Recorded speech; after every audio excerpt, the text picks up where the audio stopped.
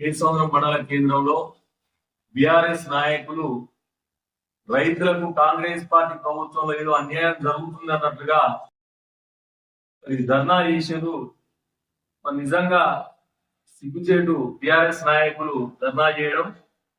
ఎందుకంటే 10 సంవత్సరాల కాలంలో అధికారంలో ఉన్నప్పుడు రైతుల గురించి కనీసం మాట్లాడేటువంటి నాయకులు ఈ రోజు కాంగ్రెస్ పార్టీని విమర్శించడం అనేది వాళ్ళ యొక్క దిగజారుతనానికి నిదర్శనం. 10 సంవత్సరాలు అధికారం నుండి 1 లక్ష రూపాయల రుణమాఫీ కూడా చేయకుండా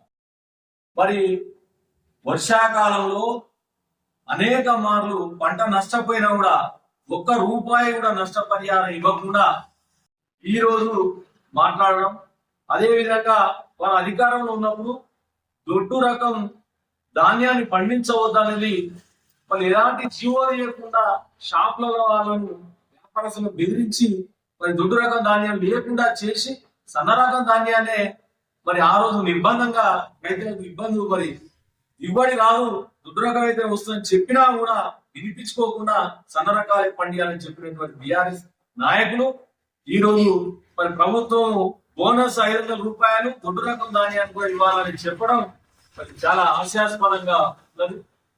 అదేవిధంగా మా రేవంత్ రెడ్డి గారు ఆగస్టు 15 లోపు 2 లక్షల రూపాయలను రుణమాఫీ చేస్తానని చెప్పి 6 గ్యారెంటీలలో 5 గ్యారెంటీలను కూడా పూర్తి చేసి మొన్న జరిగినటువంటి పార్లమెంట్ ఎన్నికలలో విజయ దుందుని భోగించబోతున్నామని చూసి అక్కసుతోని ఓర్చుకోలేని తనంతో కాంగ్రెస్ పార్టీపై వృధులైనటువంటి కార్యక్రమాలు చేస్తా ఉన్నారు.